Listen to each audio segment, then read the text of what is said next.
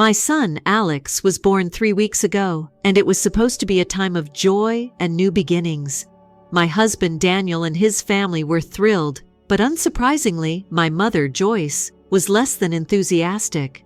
Her indifference didn't shock me. It was almost expected. My younger sister, Emma, has always been the apple of her eye, and my existence has often felt like a side note in her grand narrative centered around Emma. Emma got engaged 6 months into my pregnancy. By the time I gave birth, she was knee-deep in planning her lavish, over-the-top wedding. Emma has always been the dramatic one, insisting that her life be center stage at all times. I wasn't invited to her wedding, just as she hadn't attended mine. So when Joyce showed up at my doorstep, my first assumption was that she wanted to share Emma's engagement news. I welcomed her into my home, expecting nothing more than the usual updates about Emma. What I got instead left me seething with disbelief. Joyce didn't just inform me about Emma's wedding plans, she demanded that I do something about my pregnancy. According to her, my son's birth would steal the spotlight from Emma's big day. At first I thought she was joking. It was such an absurd suggestion that I even laughed, but her stern expression quickly sobered me up. She told me that the family might view my son's arrival as a bigger milestone than Emma's wedding, and she couldn't bear for Emma's limelight to be overshadowed. I pushed back, calmly explaining how ridiculous her fears were.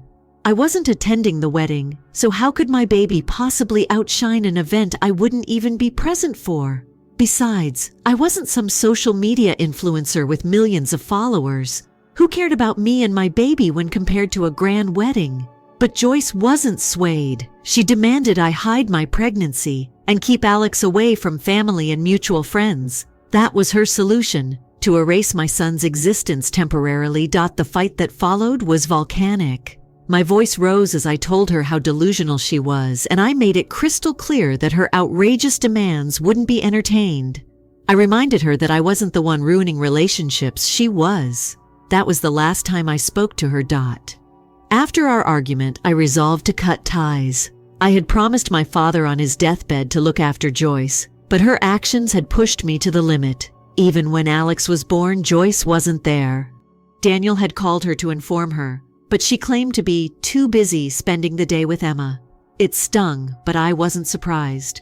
Joyce's disdain for me and my new family became a bitter truth I had to accept.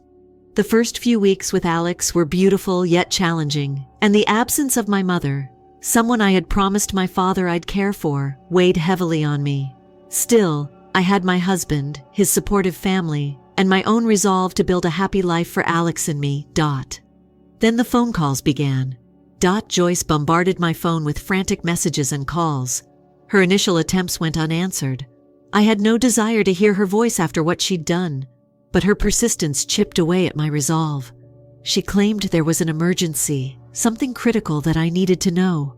My gut told me it was some drama she was embroiled in, but a part of me, bound by that promise to my father, compelled me to answer. When I finally picked up, Joyce's shaky voice met my ears. She was crying, almost incoherent, as she begged for my help. Her words spilled out in fragmented sentences, but when the pieces came together, they left me cold. Joyce had tried to put Alex up for adoption. She claimed she did it for Emma.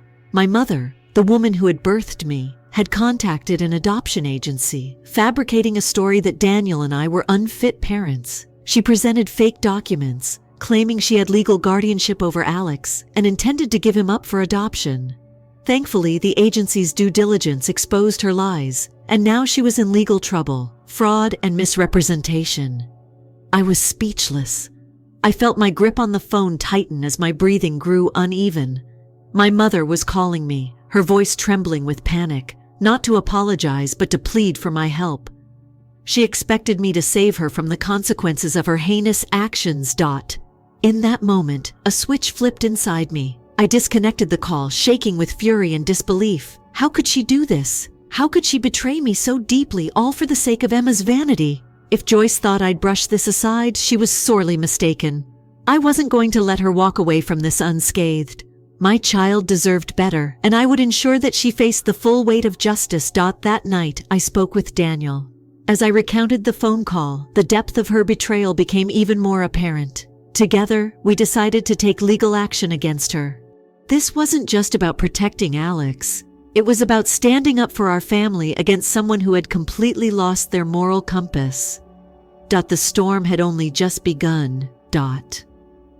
When I woke up the next morning, I hoped everything from the night before had been a bad dream.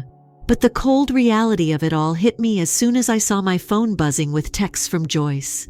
She had sent message after message, each one more desperate than the last. I didn't even bother reading them. What was the point? Her words couldn't undo the damage she'd done. I poured myself a cup of coffee, staring blankly out the kitchen window as Alex's cries echoed softly from the baby monitor. Daniel had just finished feeding him and was rocking him back to sleep. I couldn't help but feel a pang of guilt. I wanted to focus on my newborn, to be present for these fleeting moments of his life, but my mind was consumed by my mother's betrayal. It wasn't just about her trying to give away Alex without my consent. It was the layers of deceit, the false documents, the lies about Daniel and me being unfit parents, and the audacity to play God with our family. Every time I thought about it, my chest tightened and I had to fight back tears of anger and hurt. Later that day, the adoption agency contacted us. I was nervous to answer the call, unsure of what to expect, but Daniel held my hand and reassured me. The representative was kind and professional, explaining the situation in detail. They wanted to ensure we were aware of what had happened and that we understood the legal implications for Joyce.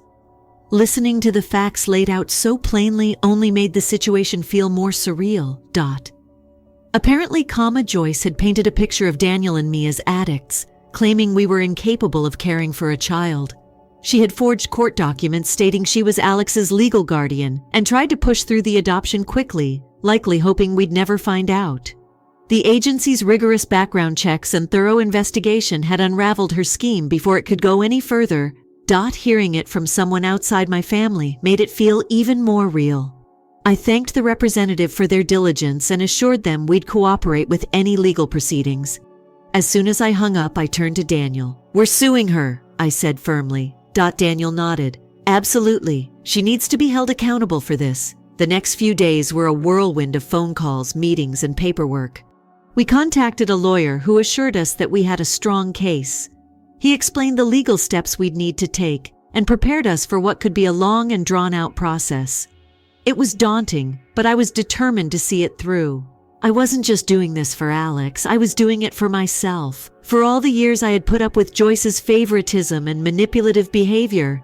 Meanwhile, Joyce didn't let up. She continued calling and texting, alternating between begging for forgiveness and trying to justify her actions. She claimed she had been overwhelmed and stressed, that she wasn't thinking clearly, but I wasn't buying it. This wasn't some spur-of-the-moment decision. It was calculated, deliberate, and utterly unforgivable. The breaking point came when she brought up my father. In one of her messages, she reminded me of the promise I had made to him to take care of her. It felt like a slap in the face. How dare she weaponize his memory to manipulate me? I had upheld that promise for years, despite her blatant favoritism toward Emma. But this was where I drew the line. "You don't get to hide behind Dad's memory," I said out loud, though the words were only for myself.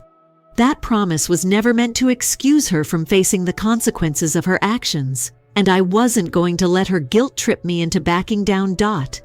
As if Joyce's harassment wasn't enough, Emma decided to insert herself into the situation. She'd heard about the lawsuit through the family grapevine and wasted no time making her opinions known. According to her, I was being dramatic and vindictive, using this as an opportunity to punish Joyce and her for years of neglect. Her words stung, but they didn't surprise me. Emma had always been Joyce's biggest defender, and she thrived on the attention their toxic dynamic brought her.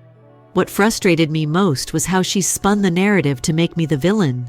She told anyone who would listen that I was overreacting, that Joyce's actions were just a misstep, and that I should let it go for the sake of family unity. Family unity. The phrase made me laugh bitterly. Where was this unity when Joyce tried to erase my son from existence? Where was it when Emma and Joyce had excluded me from their lives for years, treating me like an afterthought? The fallout was messy. Relatives started calling, wanting to know my side of the story. I hated discussing such a private, painful matter, but I knew I had to set the record straight. If this went to court, and it was looking increasingly likely, I might need some of these people to testify on my behalf. Despite the chaos, I found strength in the love and support of Daniel and his family. His parents were horrified when we told them what had happened, but they didn't hesitate to rally around us. They reminded me that I wasn't alone in this, that I had a new family now, one that valued and respected me. Their unwavering support gave me the courage to keep moving forward. I knew the road ahead would be difficult, but I also knew that Alex deserved a mother who wouldn't back down in the face of injustice. For him, I would fight this battle, no matter how long it took.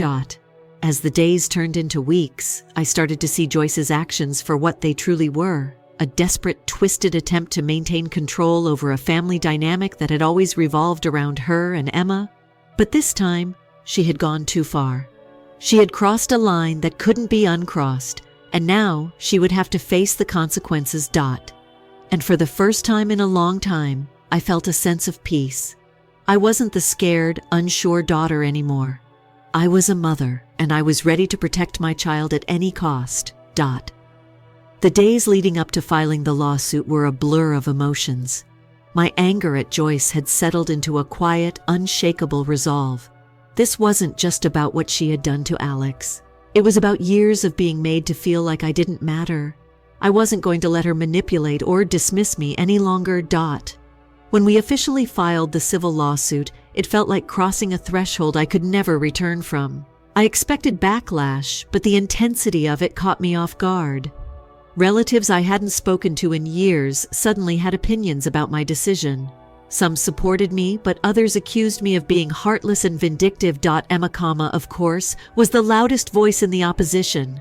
She wasn't content to simply badmouth me to family members. She made it her mission to spread her version of the story to anyone who would listen. According to her, I was trying to ruin Mom's life because I couldn't stand seeing her happy. It was laughable, really, the idea that Joyce's happiness had ever been my concern. Still, her words stung.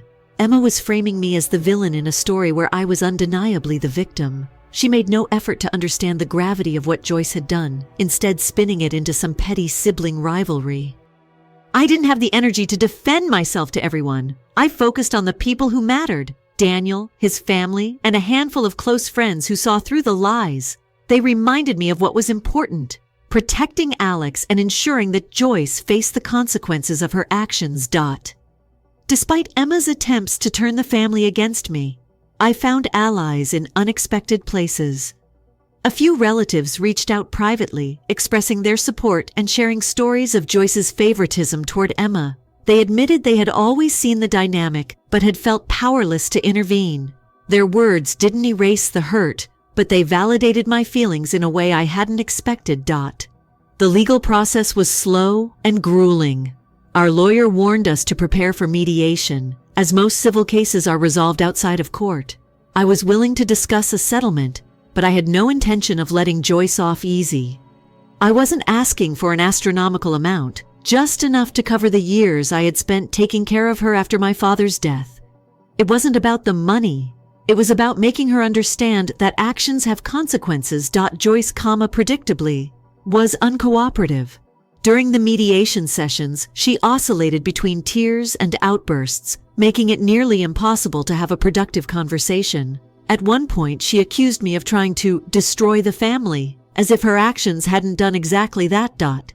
The mediation sessions were emotionally exhausting. Each one left me drained and questioning whether I was strong enough to see this through. But every time I thought about backing down, I pictured Alex's face. I thought about what could have happened if the adoption agency hadn't caught Joyce's lies. That thought alone was enough to steel my resolve. Outside of the legal battle, life went on, albeit with added stress.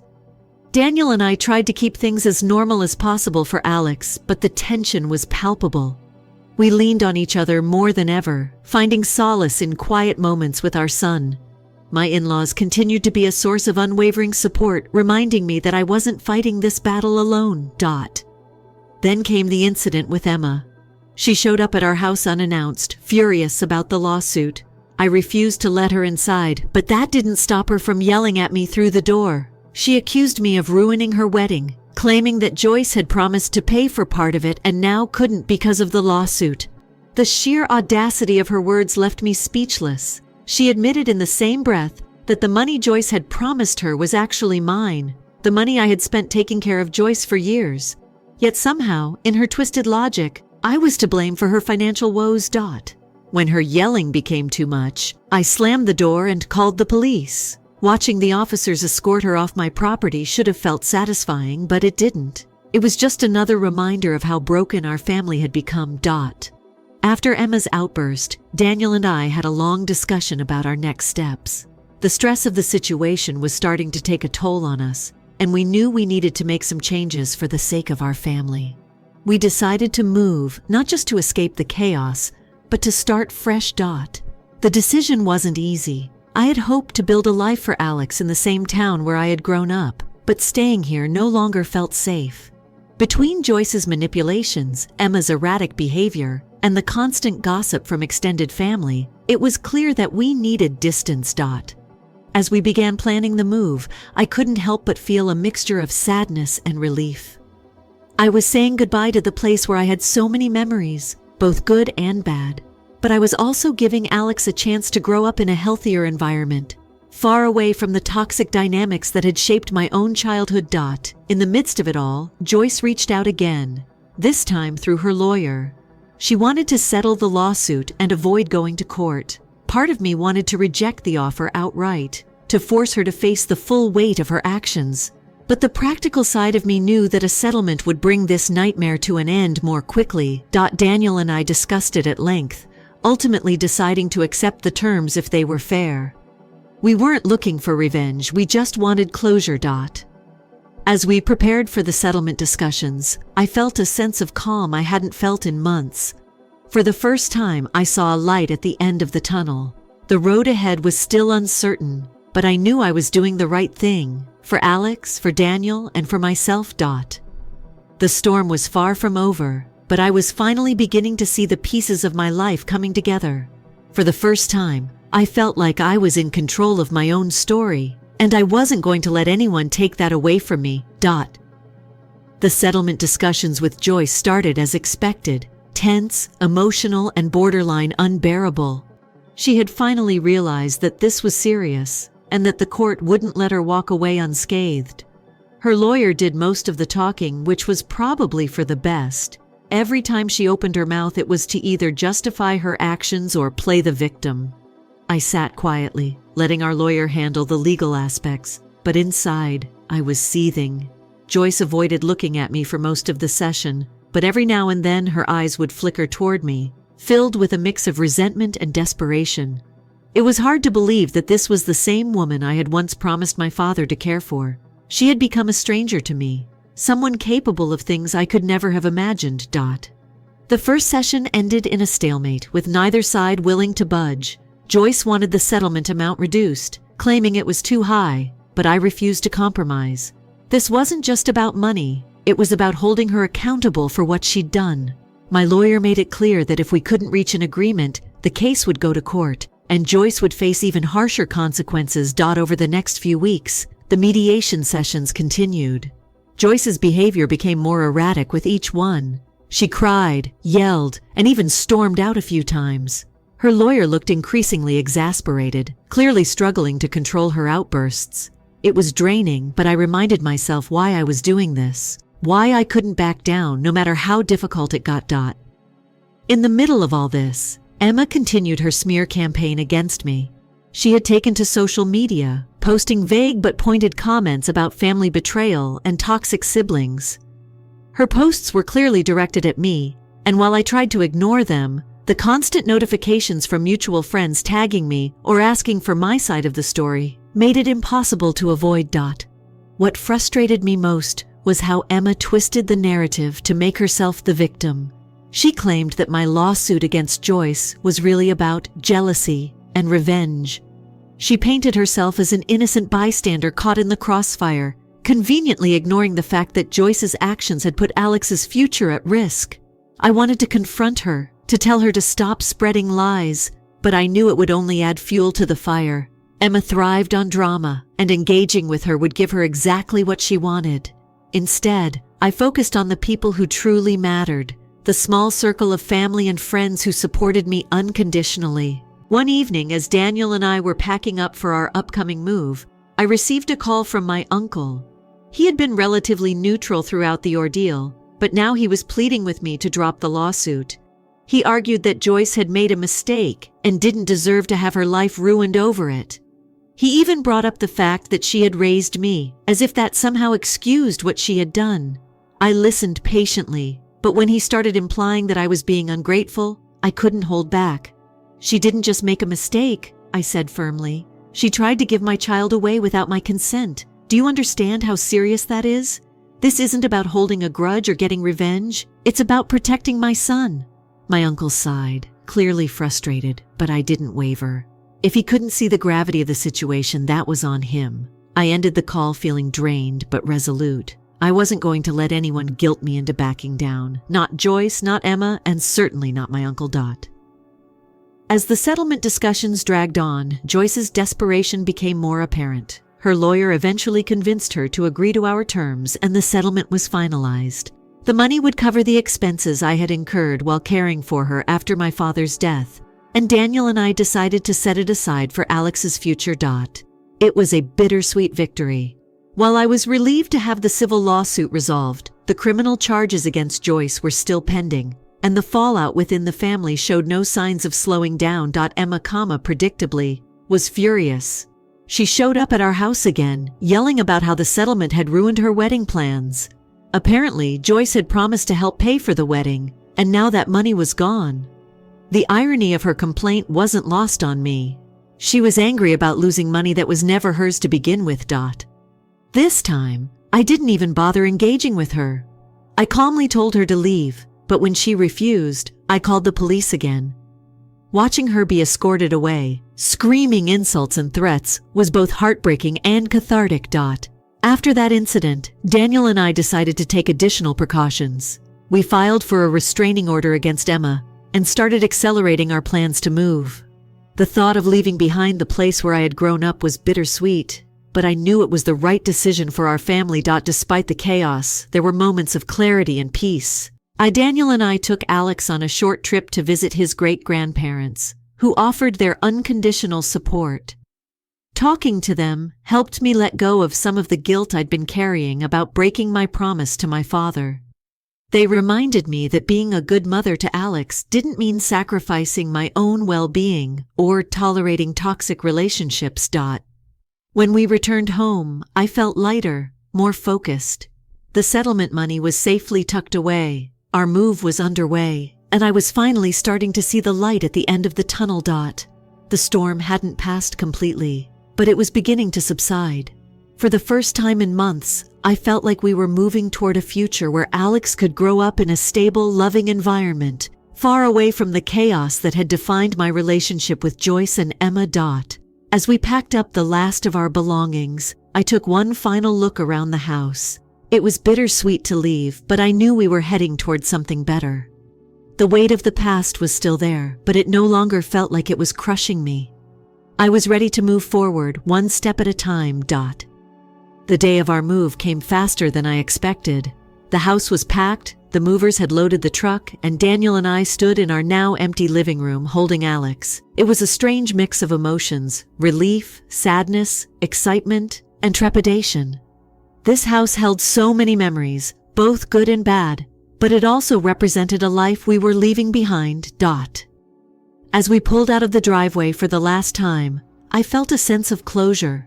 This wasn't just about moving to a new home. It was about moving forward as a family, free from the toxic dynamics that had overshadowed so much of my life. The new house was a modest but cozy place in a quiet neighborhood. It was perfect for starting over. Alex's nursery was the first room we set up, and seeing it come together filled me with a sense of hope. This was his space, a safe and loving environment where he could grow up without the shadow of my family's dysfunction hanging over him. Despite the fresh start, the legal proceedings against Joyce continued to loom in the background. The trial for her criminal charges began a few weeks after we moved. I had been asked to testify, and while I dreaded the idea of facing her in court, I knew it was necessary. The day of my testimony was nerve-wracking.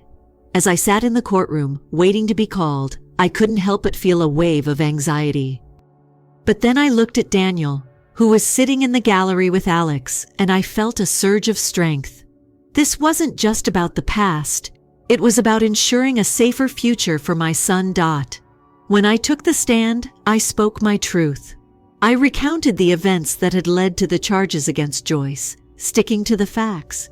It was emotionally draining to relive everything, but I reminded myself that this was part of the process. Joyce sat across the room, her expression a mix of defiance and shame. She didn't look at me once. The trial lasted several days, with testimony from the adoption agency and other witnesses. In the end, Joyce was convicted on all charges. As a first-time offender, she avoided jail time, but was ordered to pay restitution to the adoption agency and undergo court-mandated mental health treatment. She was also required to complete community service. It wasn't the harshest sentence, but it was justice. After the verdict, I felt an overwhelming sense of relief. For months, I had been carrying the weight of this ordeal, and now, for the first time, it felt like I could finally set it down. Joyce had been held accountable, and I could focus on my own life without the constant pull of her drama. Emma, unsurprisingly, had distanced herself from Joyce in the aftermath of the trial. She posted a long-winded statement on social media, denouncing Joyce's actions and claiming she had no idea what her mother had done. It was clear she was trying to salvage her own reputation, especially with her wedding looming.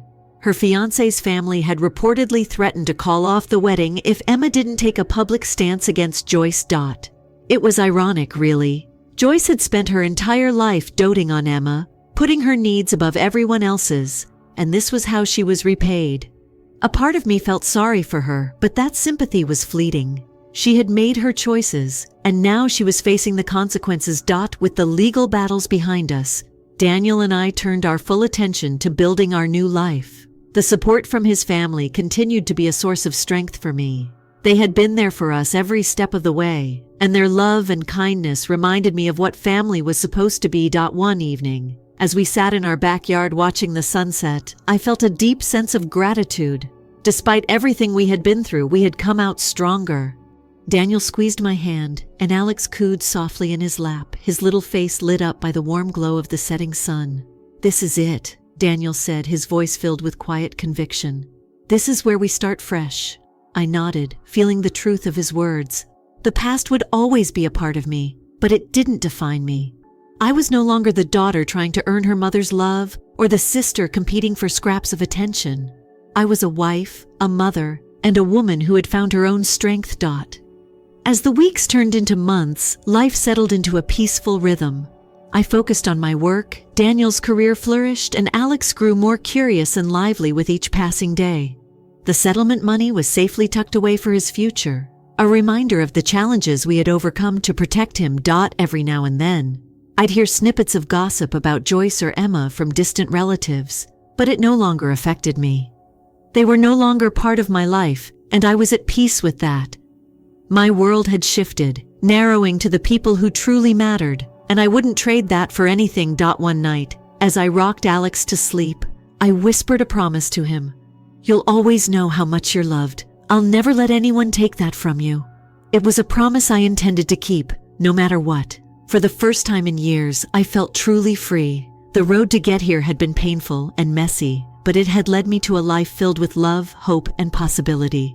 And that, I realized, was worth everything. Story 2. "Stepsister falsely accused me of ESA" is the title of this article, in order for her and her brother to inherit my father's wealth. However, karma struck hard. Hello everyone. Remember to click the subscribe button if you like these stories and would like to help the channel. It greatly benefits our channel. Let's begin the video now. Greetings everyone. My name is Ethan. I have never posted on this site before. I shared my family's situation with my pal. To get your thoughts, he recommended sharing it on Reddit. Okay, allow me to introduce the situation. Sam and Katie's mother, Linda, was married to my 33-year-old father. I was 12 and she was 39 at the time. Before entering the marriage, Linda had 2 children of her own and had been a widow for a few years. Katie is only a year younger than me, while Sam is 5 years older than me. The Brady Bunch was not precisely what it was. Sam and Katie were open about their animosity for me. I suppose I was a simple target. When Linda and her children moved in, I was still in mourning for my mother, who had died a few years before. Sam was always in charge and used every chance to control me or make me feel excluded. Though she was more reserved, Katie's quips were as incisive. "You're not truly related when Dad wasn't there," she once stated. That kind of thing hurt. However, I made an effort to ignore it. We sort of adapted to this Cold War dynamic over time. For the sake of our father, we put up with one another, but it was obvious that we were more rivals than siblings. Linda was 54 years old when she died a few years ago. Perhaps, I reasoned, things will change. We were all grown-ups now, after all. False. The tension, if anything, increased. Let's fast forward to the present. Dad has been vocal about wanting to formalize his will as he gets older. He has always divided things equally between the 3 of us and been honest about his intentions. His reasoning was straightforward. He wants to treat us all equally because we are now all his children. That seemed reasonable to me. Katie and Sam? Not at all. Sam has always had a tendency to feel entitled. Being the eldest, he behaves as though he should be his father's right-hand man. When Dad is there. But behind his back, Katie plays the naive, helpful daughter. Like Sam, she is calculating. Although I was aware of their displeasure with the will, I was unaware of the extent to which they would go to shift the balance in their favor. And that leads us to that fateful family meal. The plan was for the 4 of us to spend a pleasant evening catching up and savoring Dad's renowned lasagna. Katie interrupts us just after we've finished the first round of small talk. "I've been suppressing something for years," she says in a tremulous voice. There is silence in the room. Dad frowns as he looks up from his plate. "Katie, what do you mean?" She inhales deeply while glancing back and forth between Dad and Sam. "I can't keep quiet any longer. Even though I didn't want to bring it up. He harmed me when we were children." I blinked. I froze my fork in the air. Was I the subject of her conversation? Dad's face went white. "Who did you get hurt?" As she fiddled with her napkin, Katie glanced down at her shaking hands. "He?" She spoke a murmur, hardly looking at me. The air in the room seemed to have been drawn out. My heart started racing. "What the hell are you talking about?" I inquired. Katie flinched like I just yelled at her. Sam, ever the protective older brother, jumped in immediately. "Don't you dare talk to her like that!" he shouted, his eyes blazing. Dad held up a hand to silence me, his expression unreadable. "Katie," he said softly, "are you saying he did something to you?" She nodded, tears brimming in her eyes. "I didn't think I'd ever have to say it out loud. I thought I could just move on. But now that we're talking about the will, I realized I can't let him benefit after he molested me. And just like that." The room tilted on its axis. "This is ridiculous," I exclaimed, my voice quivering with wrath. "You quote remaking this up." Katie erupted into full-on weeping, and Sam threw his arm across her shoulders. "You notice how protective he's getting, Dad? That's guilt. That's what guilt looks like." "No, this is what being wrongfully accused looks like," I fired back. "This is absurd. You know that never occurred, Katie." With his gaze darting between Katie and me, Dad appeared conflicted. "Sam," he murmured at last. "What are your thoughts?" Sam sighed, perfectly portraying the worried elder sibling. "I think Katie is right. Why would she fabricate a story like this? She doesn't really gain anything by speaking up." "Yes, but she did. Both of them did. This has nothing to do with justice or resolution. This has to do with something else. It could have to do with the will, I thought. I had always been despised by Katie and Sam, and now they had the ideal justification to ignore me entirely. However, I was unsure of their motivation. And where on earth did the harassing stuff originate? "You can't really be thinking about this, Dad." Desperate to speak to him, I said, "I am unsure about my thoughts." His voice was filled with emotion as he confessed, "It quote s a lot to take in." Katie sniffed and used her napkin to wipe away her tears. "Dinner wasn't something I wanted to ruin. I simply had to say it." Sam gave a serious nod. "We comprehend, Katie. It takes a lot of courage to speak up." "Courageous? Do you mean me?" I felt as though I was in the twilight zone as I glanced around the table. This was more than a simple charge. It was a well-planned action, and they were after me. Following Katie's tantrum at supper, the dynamics of the entire family immediately collapsed. Every morning, I woke up with the impression that I was entering a trial where my entire future was on the line and the jury was still deliberating. The worst thing? The prosecution claimed that Katie and Sam were working together to get Dad's affection and money. On a random Tuesday, the next surprise arrived. After a hard day, I was expecting to relax and eat some leftovers when I came home to find an envelope on the kitchen counter. It was instantly noticeable. My name appeared on it in Sam's obnoxiously exact handwriting, and two formals were searching for the typical bills or junk mail. I ought to have ignored it. It shouted trouble for some reason. Anticipating a twisted ultimatum or another passive-aggressive message, I ripped it open. Instead, I came upon an official notice of intent to sue. Words like intentional harm and emotional distress caught my attention as I skimmed the pages. It was intended to destroy me without really saying anything. It wasn't only ambiguous. Then I witnessed the worst. The request for compensation. Of course, they wanted money. But money wasn't the only factor here. The goal was to make me appear like a monster and drag my name through the mud. I took a seat at the table. In my palms, the paper is trembling. My mind was racing with a million ideas, most of which were variants on the phrase, "Are you kidding me?" They had already made Dad into their personal puppet, which was terrible enough, but now they were attempting to ruin me entirely. This was no longer about manipulation. The conflict was open. Desperate for my dad to see through their bullshit, I threw the letter at him later that night. I pointed to the pages and said, "This is what your darling Katie and Sam are doing right now." When he finally put the letter down, his face was strained and exhausted from staring at the legalese. I felt sick to my stomach at his remark. Like he was trying to persuade himself as much as I was, he continued softly, "This is a family matter. It shouldn't have progressed this far. Dad, they're the ones who've made it this far."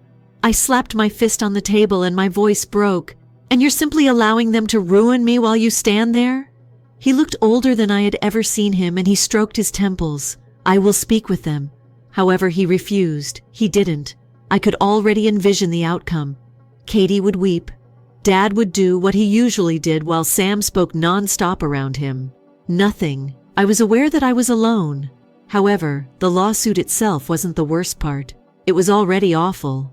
It was the knowledge that even if I were to win, I would still lose in the eyes of the public, at least my family. This was just the last brushstroke Katie and Sam used to portray me as the bad guy. However, they were mistaken if they believed that this would break me. Even though they were the first to shoot, they had simply given me an excuse to defend myself.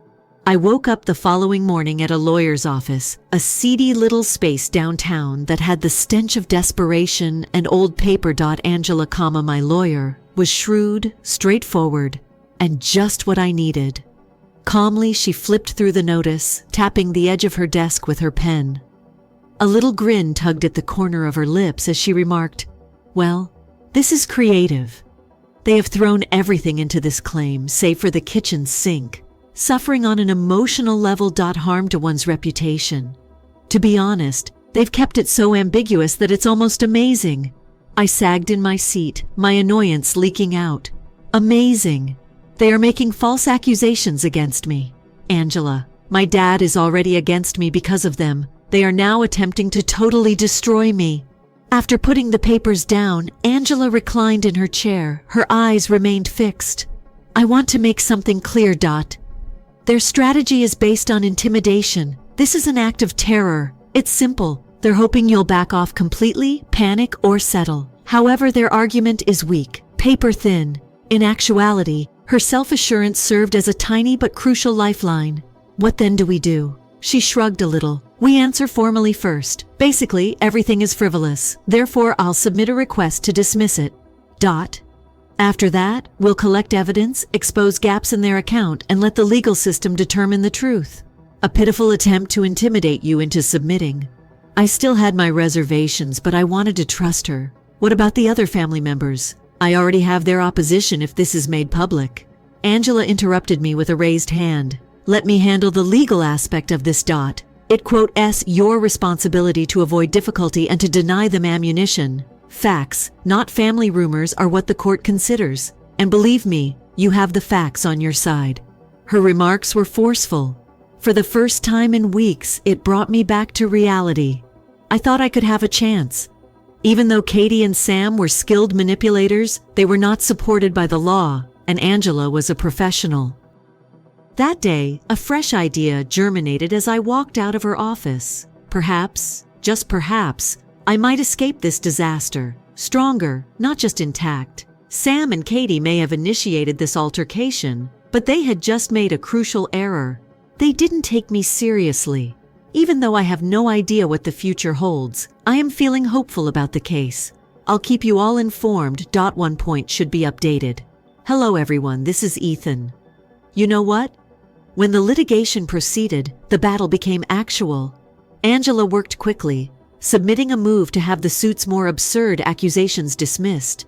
They have nothing to stand on, she stated in a clear voice. However, we must be strategic. They are dangerous because they are utilizing this as a platform to maintain their narrative. Depositions were harsh. Katie sobbed through hers, making evasive claims about how my behavior had destroyed her trust and given her unspeakable hardship. Angela remained unfazed. She bent over. Her voice was quiet yet piercing. Could you give some examples of these purported behaviors?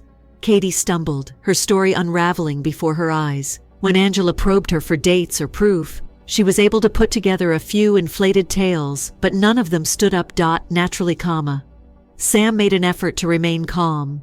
He delivered long, drawn-out explanations that ultimately amounted to little tangible while speaking in measured tones. This isn't about facts, he stated at one point. It has to do with the consequences of his actions. Angela's eyebrow went up. She spoke sharply. Evidence is necessary for impact. Which particular conduct are you talking about?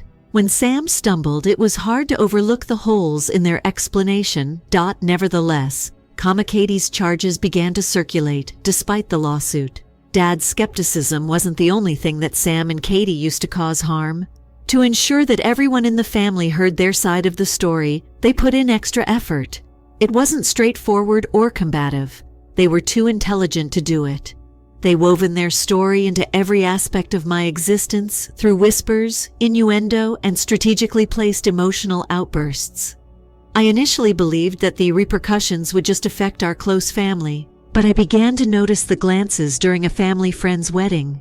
The sort, the goodwill shown when someone hears something they shouldn't have but is unable to reconcile it with their knowledge of you. Karen, who had always been warm but a touch inquisitive, appeared colder when it began. She refused to look at me, and when I attempted to talk to her, she responded with terse, contemptuous responses. Until I heard her conversing with Katie next to the dessert table, I didn't give it any thought. It's unbelievable that he would still attend events like these. Karen looked across at me and whispered. Katie let out a long sigh, perfectly playing the victim. Simply put, I have to deal with it. Her voice carried just enough anguish to evoke sympathy as she spoke quietly. Being around Dad is difficult, but I make an effort to be strong for him. Naturally, Sam was just as subtle. Fake tears were not his weapon. People were continually asking me questions because of the meticulously planned talks. It wasn't any better at work. Families spread word quickly, and it's remarkable how easily rumors may permeate other areas of your life. Suddenly, a coworker I had been acquainted with for years began to cancel our lunch dates, and I noticed another one giving me a suspicious look during a meeting. But it was more than appearances. My world began to get smaller. Family dinner invitations ceased to arrive. Every time I sought out to friends who had been there for me, they suddenly appeared busy.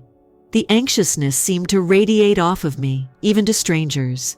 The worst thing, there was nothing I could do. How can you respond to something as nebulous and pernicious as an allegation that is never completely articulated? This was expertly planned by Sam and Katie, who avoided direct slander while causing enough harm to cause me to doubt my role in society. I ran into an old high school classmate at a coffee shop one day. Mike was usually direct. He didn't mince words or skirt the issue. He smiled warmly to meet me, but as we spoke, his tone changed, and he spoke slowly. Is everything in your family doing well? Halfway to my mouth, I stopped drinking my coffee. Why are you asking? The back of his skull was scraped. Just so you know, your cousin told me something. I believe she is a sister-in-law. Man, I have no idea. It had a hefty sound, even in this haphazard encounter. I was being followed by the whispering shadow of Sam and Katie. Have you heard anything? My voice was quiet as I asked. After a moment's hesitation, Mike shrugged. It seems like you and Katie don't get along. I don't want to start rumors, you see.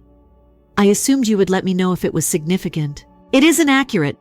Despite the fury roaring within of me, I spoke steadily and forcefully. Whatever you've been told is untrue. Mike nodded, but it was clear that he wasn't quite sold, and I was killed by that. I was rapidly losing ground. Sam's effect extended beyond simply making my father dislike me. The goal was to totally isolate me. Every encounter seemed like an examination, every look like a verdict. The fact that I knew Sam and Katie were only getting started was the hardest part. They weren't content to only sow doubt in Dad's mind. They wanted me to be viewed as the antagonist in their tale by all of their friends, family, and co-workers. And they would win if I couldn't find a method to defend myself. I understood that if I remained silent, no one would ever hear their side of the tale. Furthermore, I wasn't going to give up everything I had without a struggle. The judge ultimately rejected the majority of their allegations as unfounded and without substance after months of back and forth. Angela settled Katie and Sam's lawsuit out of court for a symbolic sum of money when it was reduced to a single small claim.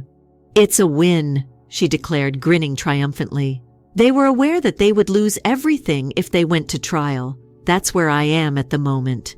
In fact, I'm still depressed and don't think they'll let me be alone. I'll update this page if anything happens. Give Colin an update. Hello, this is Ethan. What took place?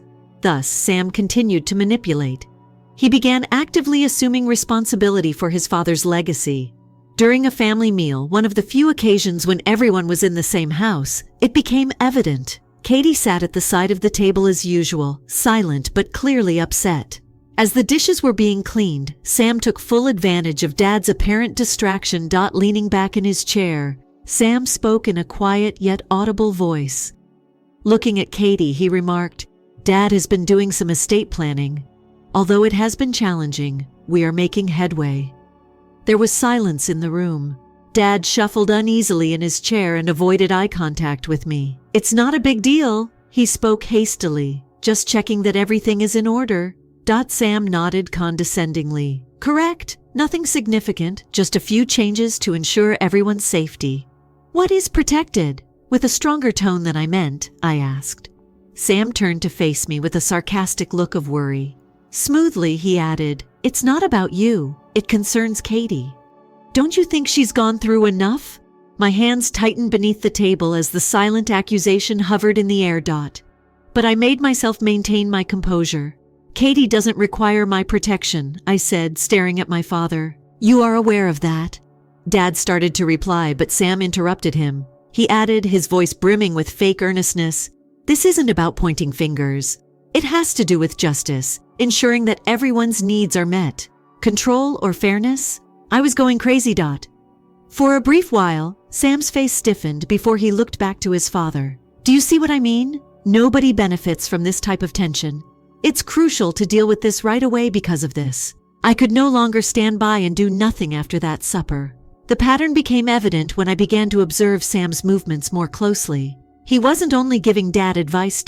He was becoming involved in every choice. He pretended to be assisting by setting up appointments with Dad's lawyer. He brought over files and spreadsheets that were obviously intended to help him and Katie, but were actually instruments for streamlining the estate. I made an unexpected visit to Dad's place one day. As usual, Sam was present, carrying a stack of documents and a laptop while seated at the dinner table. Dad, who sat across from him, seemed worn out. What's happening? I entered the room and inquired. Sam didn't even raise his head. He responded nonchalantly, just helping Dad organize a few things. Estate things, you know. Dad smiled strainedly at me. Recently, Sam has been a huge assistance. With all this paperwork, I'm not as nimble as I once was. I approached and looked at the papers on the table. Have you discussed any of this with your lawyer? When Dad paused, Sam got right in. Right now, we're just brainstorming, he added with ease. Lawyers are not yet required. That's precisely the time to see a lawyer. Dad, I stated in a stern voice, Sam doesn't have to handle things for you. Hire an expert if you need assistance. Sam looked up at me and gave me a little laugh. So suspicious all the time. All I'm doing is watching out for Dad. You ought to give it a try someday. Are you protecting yourself or him? I fired back. Dad held out a hand. His voice seemed tired. That's sufficient. You too. It wasn't confined, but the strain at home was one thing. By exploiting the accusation to turn the family against me and solidify his position as Dad's go-to advisor, Sam was gaining more power. The hardest part was when my father invited me home one night. I assumed it was only a catch-up. However, the moment I entered his study, I noticed the well-known pile of documents on his desk. I've been contemplating. He started off uncertain about how to ensure that everything is equitable. I said it again, tasting bitter. What does that signify? Dad gave his temples a massage. Katie has been having difficulties. To make sure she's taken care of, Sam believes it would be best to rearrange things a little. I tightened my chest as I gazed at him. You've always claimed to desire equality, Dad. Why alter that now? He looked away from me. Son, it isn't about equality. Need is the issue. Need, I shouted, raising my voice. Or coercion. Because this is exactly that. You are being used by Sam and Katie. Dad's expression grew glum. That's sufficient. In an attempt to regain my composure, I inhaled deeply. Dad, I'm not attempting to harm you. All I want is for you to see what's going on. He gave a headshake. His tone was final. I've already decided. I came to the realization that evening that I couldn't depend on my father to uncover Sam's plots by himself. Sam was too skilled at portraying me as the adversary while playing the obedient son. I needed evidence, something tangible that would reveal his genuine intentions if I was to stop him. I refused to give in to his demands without a battle. When I discovered obvious contradictions in Katie's timeline, it was a game changer. It all began with an ancient family calendar that I found every summer in my dad's attic. Our excursions, camps, and lake home weekends were all painstakingly documented. Although the calendar made it obvious that I hadn't visited the lake home, Katie's assertion had focused on a particular summer there. I had been recuperating at home with Aunt Louise over that summer after having surgery on my appendix. This was the evidence I required. I had been on the defense for weeks, but suddenly I had a tangible weapon with which to defend myself. As usual, the next family get-together was heated. While Sam conducted court and directed all of the talk toward Katie's alleged fortitude and tenacity, Dad sat at the head of the table, looking older than ever. Katie sat in silence. Her typical tearful display was in full force. I gave them their chance. Then I got up as they were clearing the plates. We must take care of things. I spoke steadily yet loudly enough to get everyone's attention. Everyone looked at me. Sam smiled smugly as he sat back in his chair. With a tone full of contempt, he remarked, "This isn't the time, little brother."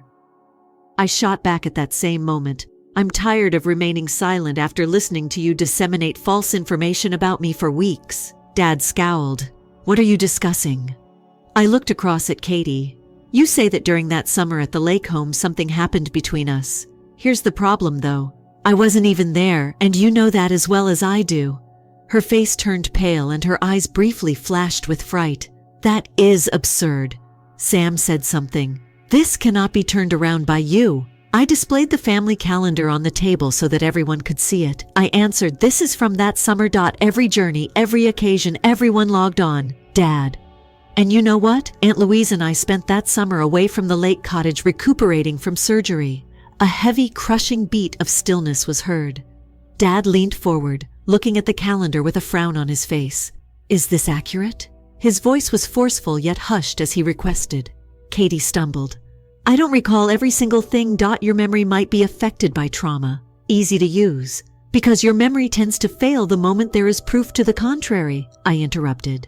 Sam stood there attempting to take back control. Examined. This has nothing to do with precise dates. It's about Katie's need for help after being severely harmed. Why is he unable to just admit that, as there is nothing to take responsibility for? I spoke aggressively. Katie's welfare has never been the focus of this. You and her have been influencing Dad to achieve your goals.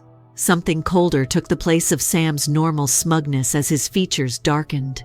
"Don't you think you're really smart? Attempting to make this seem like we're the villains? The evil guys are you," I said, raising my voice. "To get me out of the family, you've been lying, distorting the facts, and playing on Dad's feelings. But this is where it ends. The family didn't instantly support Katie for the first time. Rather, they turned to face their father, who was silently gazing at the calendar. At last he raised his head, his face a mixture of bewilderment and rage. "Why didn't you bring this up earlier, Katie? If the chronology isn't consistent, how can I trust the remainder of what you've told me?" At that moment, Katie started crying, but it felt more desperate than sincere. "Dad, I didn't intend to. I'm at a loss for words." Sam took over. He spoke in a quiet, controlled voice. "She doesn't need to give him an explanation. We don't want to put her on trial again. We want to protect her. Nobody is on trial." With a harsher tone than I had heard in months, Dad spoke. "But I have to reconsider everything if what he's saying is accurate. I can't overlook this." The remainder of the evening flew by. Katie fell silent, and despite his calm demeanor, Sam was shaken. The change in the air was palpable to me, subtle yet important. The family wasn't accepting their version of events mindlessly for the first time. It was a beginning, but not a total triumph. "Hold on, Sam and Katie. I had something I hadn't had in weeks, and Dad was becoming weaker. I hope." Dad stopped me at the door as I was leaving that evening. He answered, "I need time to ponder, but thank you for speaking up. It was something, but it wasn't resolution or forgiveness. And for the moment, that was plenty. This is where I am at right now. I am not satisfied with this confrontation yet. I'll think about the next move and keep you updated. Stay tuned." The last update. "Hola Zarina, it's Ethan again." So after confronting Sam and Katie, things in the family didn't magically fix themselves. But the cracks in their story were now visible. And I wasn't about to let them patch them up with more lies. I kept my distance for a while, letting the weight of the truth settle in. Sometimes the best way to fight back isn't with another move. It's by giving people enough rope to hang themselves. The unraveling began sooner than I expected. Katie, who had always relied on the fragility of her victim persona, started slipping. The more people questioned her story, the more inconsistencies came to light.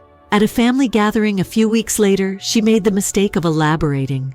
"It wasn't just the lake house," she told Aunt Louise in a hushed tone that wasn't as hushed as she thought.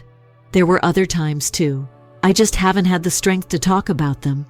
I caught Louise frowning from across the room. She glanced at me briefly before turning back to Katie. "But you told me it happened at the lake house. That was the one place you were certain about," Katie stammered, trying to backtrack. "It's hard to keep it all straight. It was a long time ago." My cousin's frown deepened, and she didn't press further. But the damage was done. I knew Louise well enough to know she'd be connecting the dots and seeing how little sense Katie's claims made. Sam, meanwhile, was too arrogant to realize his control was slipping. He continued to act like the family's savior, pushing harder for changes to Dad's will. But his overreach was starting to work against him. I learned from Dad's attorney, a no-nonsense woman named Miss Taylor, that Sam had been calling her incessantly. He, quote, relentless. She told me over the phone, "Keep asking about options to adjust the distribution." "Did he ask you to exclude me entirely?" I asked, already knowing the answer. There was a pause. "Let's just say he's been persuasive about reallocating assets to better support Katie." "Of course he has," I muttered. "Thanks for letting me know." Miss Taylor's tone sharpened. "For what it's worth, I've worked with your father for years. He's a fair man. I think he's starting to see through their intentions." It was a small reassurance, but enough to push me forward. The real turning point came when Katie and Sam's greed finally outpaced their planning. Sam, emboldened by what he thought was his dominance, pushed Dad to sign a new version of the will. What he didn't realize was that Dad had grown suspicious since the calendar incident. Instead of signing blindly, Dad asked to meet with Miss Taylor first. At that meeting, Sam showed his hand. He brought Katie along, both of them insisting that the changes were urgent. Katie cried, of course, and Sam spun his usual tale about protecting the family. But Miss Taylor, sharp as ever, asked one simple question: why the urgency? Has there been a change in circumstances? Sam faltered, caught off guard. Well, Katie's been struggling and we want to make sure she's taken care of before things get complicated. Complicated? How? Miss Taylor pressed. Katie started crying harder, but it wasn't enough to distract from the fact that Sam didn't have a real answer. Dad, sitting silently through the exchange, finally spoke. I don't think we need to make any changes right now, he said, his tone calm but firm. I'd like to take some time to review everything. Sam's face hardened, but he couldn't argue without looking suspicious. Katie shot him a panicked look, but he just nodded tightly. They left the meeting empty-handed. When Dad told me about the meeting later, I could see the shift in his demeanor. He wasn't fully on my side yet, but he was starting to question everything. I don't like feeling rushed, he admitted. And Miss Taylor's right. There's no reason to make hasty decisions. Good, I said, because hasty decisions are exactly what they want. In the weeks that followed, Sam and Katie's desperation became more apparent. They started pushing harder, but their tactics were unraveling. Family members who had once avoided me were now asking questions. Aunt Louise and uncles, even some of the cousins. One by one, they began to see through the facade. The final blow came during another family dinner, one that Sam had insisted on hosting.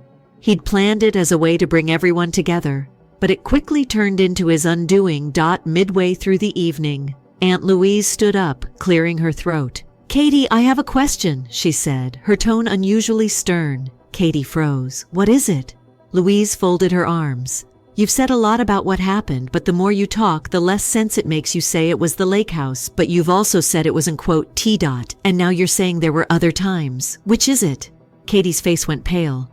I don't remember everything exactly. Convenient, Louise said, because I've talked to others and none of it adds up. Sam jumped in. That's enough. This isn't an interrogation. No, it's not, Louise shot back. But if you're going to accuse someone of something so serious, you'd better have the truth to back it up.